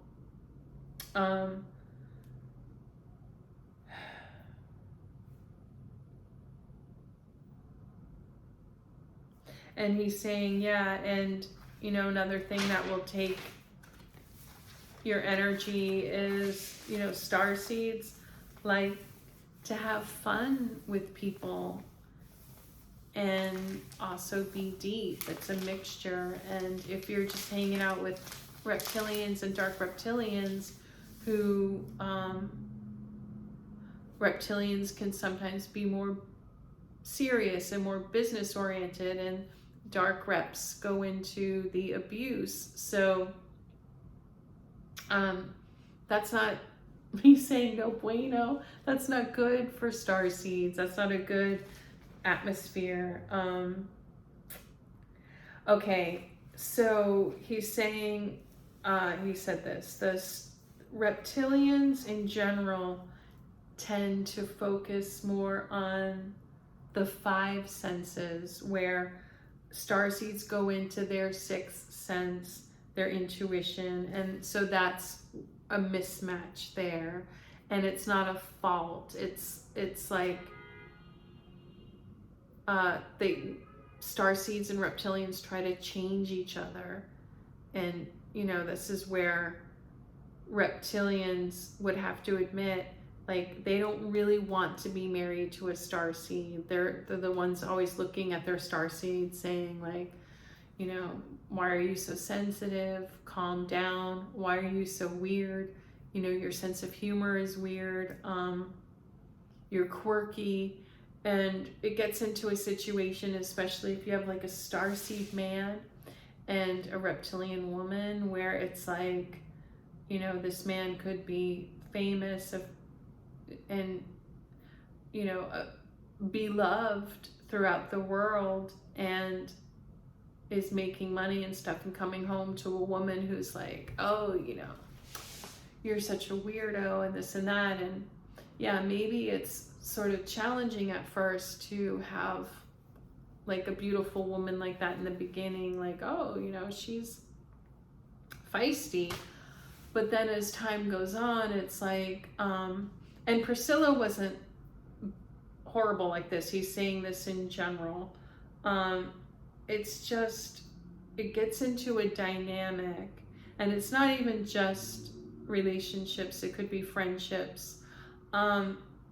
Oftentimes reptilians just boss starseeds around because the starseeds are vulnerable and what they think is weird and quirky, and the reptilians just think that they have a right, like, I'm gonna boss you around, I'm gonna call you weird, I'm gonna call you strange, even if like you're famous and you're bringing me money, I'm going to, you know, tell you like you're not normal, and my role in this relationship will be like to you know, try to get you to be normal so you're happier or better, and like don't embarrass them. He's trying to tell me from the reptilian point of view that it somehow will be better, and that you need their help in being like normal. So oftentimes, well, I'm sugarcoating this. Reptilians, and please don't be offended, compared to starseeds, have a lack of imagination, deep thought, originality, and abstract thinking. Now, you may think like, how dare you say that about me if you're reptilian? But if you are what you are, and you don't want to be that when, at the end of the day, when push comes to shove, reptilians don't want this. They don't want to be weird. They want to be what they are. But it gets all mixed up. So starseeds, understand in choosing someone that you're not, if you are a starseed, you're not going to be compatible with someone who has a lack of imagination, deep thought, originality, or abstract thinking. It's just not a match. You can be colleagues, you can work in business, be neighbors, be part of, you know, a church group, but it's not going to be compatible. No matter how rich, attractive, famous, we've seen in the media just, you know, famous people marrying this ordinary person, and both are miserable. And I'm saying ordinary, it's not fully fair, because some reptilians can be great business moguls, real estate moguls, things like that. So it's not that, guys. It's like, I'm saying this for the reptilian benefit too. Reptilians, you don't want to marry Elvis. As beautiful as you may think he is, or Chris Martin, as beautiful as these people sing, Bono,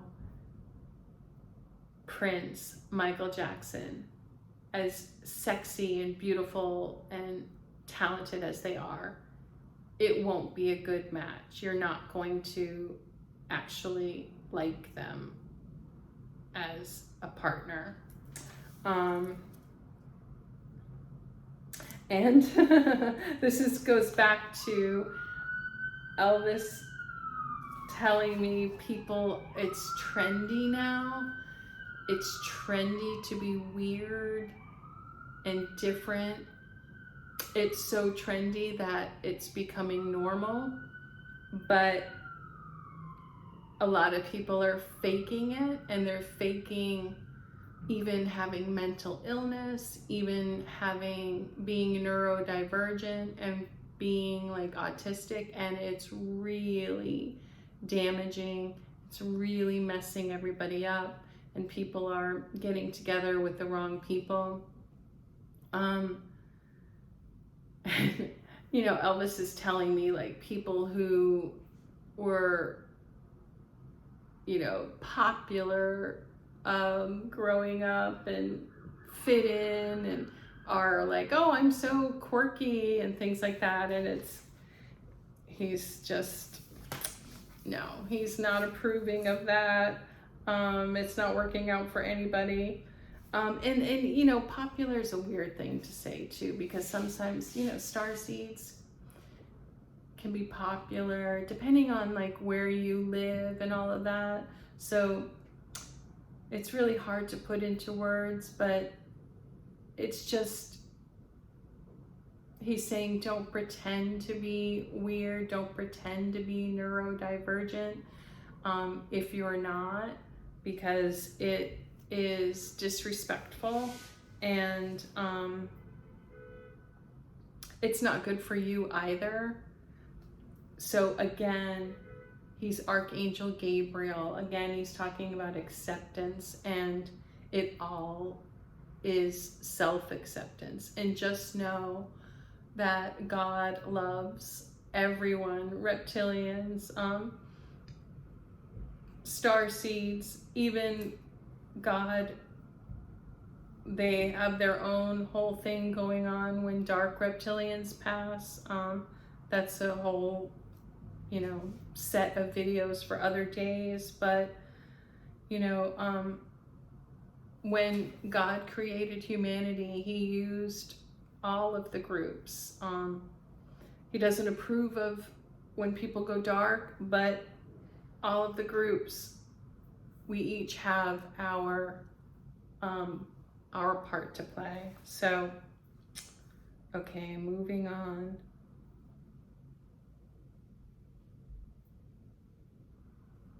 Yeah, he went through depression when his mom passed. Because really, he at that point had lost everybody. And he feels bad because his dad went through a hard time. Oh, Elvis didn't forge a check. His father forged a check because his father was neurodivergent, suffered with learning disabilities, autism, and had odd jobs. Okay, that's a correction. It was that was his dad. Elvis did have some odd jobs too, but it was his dad who forged the check and had odd jobs. But yeah, Elvis almost got into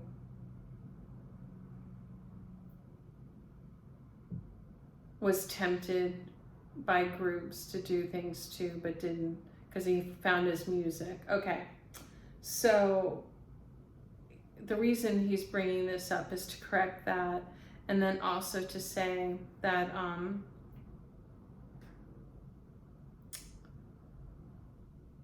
that's really something that can happen to neurodivergent people, is that, you know, they struggle in school and then God forbid they have a toxic parent, they will end up in gangs and things like that. And this is a big thing that the Galactic Federation would like to end to, these children being inducted into toxic groups, being used for gang purposes and things like that. So these are things I'm going to come back and talk about more. It's really upsetting Elvis, and this whole group is about protecting and saving children. That's one of their big goals. He's talking more about substances, how it fit in with masking his symptoms of ADHD and you know, his desire to be happy, to have energy. These are all things that contributed to his poor health. You know, like I said, he had the diet of a child.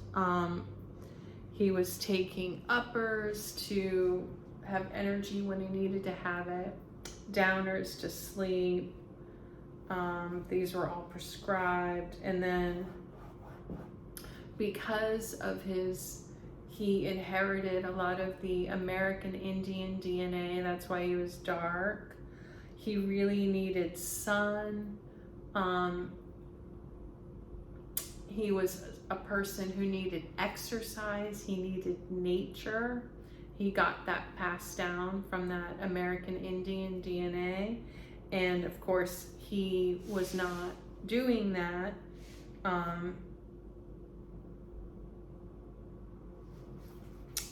In combination with all of that, you know, that led to his demise. So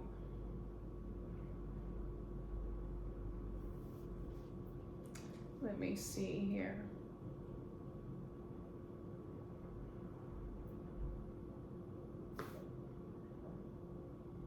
Yeah, he had like IBS from, you know, like bowel issues from the substances, and glaucoma. He was having problems with his eyes and his blood sugar. He's like, he's saying this is getting boring. He's hating talking about this, but this is what the substances did. And he's doing a little dance right now. He's wearing all red and gold. Yeah. He's like, wishes he could entertain you guys right now and we could all have fun and party together.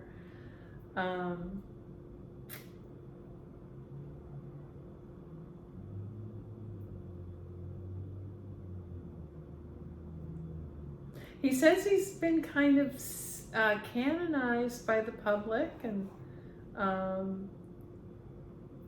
that's been nice. And because he was really spiritual, he was really religious.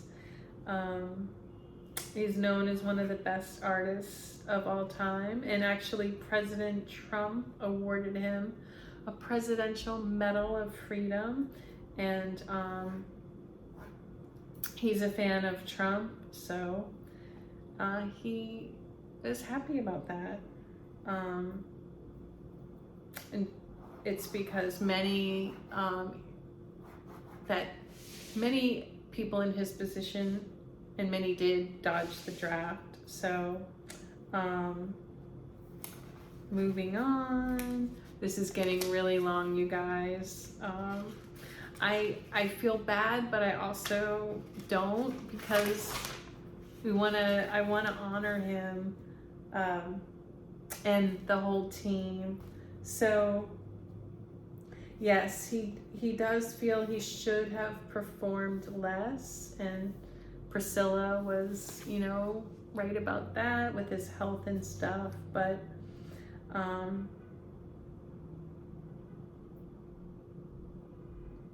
and let's see, he really likes this last Elvis movie with Aston. So spiritually, Aston, who played Elvis in the movie, Aston is spiritually his grandchild. So he's really, really happy about that. That was Aston's mission. So Aston, amongst other things, is fulfilling his mission as playing Elvis, tributing to him, his grandfather, and you know, spiritual grandfather, and you know, being an actor. And he thinks he did an amazing job.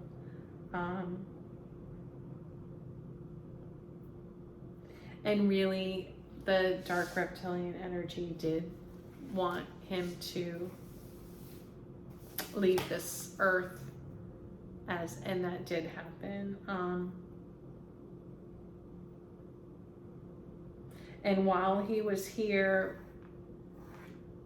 he did receive divine inspiration, which gave him his music, his acting ability, and dancing. He really loved Jesus when he was here and connected to Jesus. And Jesus is spiritually his brother. So they're together now. And it's interesting, he brings up this term, equally yoked, that's in the Bible. And they're all saying that it's about, you know, starseeds being with each other, finding their soul tribe. I've talked about that at length. Okay, guys, that is it. I'm sure I'm missing. They're saying, oh, it's okay. So I just want to, this is like the longest I can sit in one position too.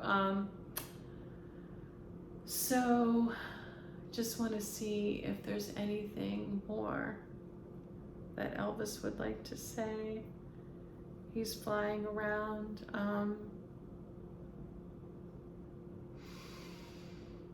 He went over to this side and is green. He is joining this side. They're all together. And he's really showing me David Bowie, who is, he's Archangel Sandalphon. He's a tall white, but he's also, you know, Pleiadian, Arcturian. Oh my goodness. They're with Freddie Mercury. They're all together. They're like swirling into a group. Oh, they're talking about Tupac and Tupac, and they would really like you to watch the Tupac video and try to figure out who I was talking about, who I can't name, Dark Reptilian who took out Tupac. That's being uncovered. It's not the guy who physically took Tupac out, but the mastermind behind it. I'll talk about that in another video. I've made mention of that. But they're really happy that Tupac is getting attention. He's had a street named after him, and that people are really seeing all that he's done. And the sirens. All right, guys. Okay, wow, this is a really long one, but let's just say goodbye to Elvis and goodbye to my team. They're saying they love you. Please remember, even though this is a long video, remember to say to them, if you would like them to intervene with your life, just tell them you'd like to get back on your mission and they have permission to help you. Okay, guys, I will talk to you soon. Elvis says goodbye. Elvis has left the building. All right.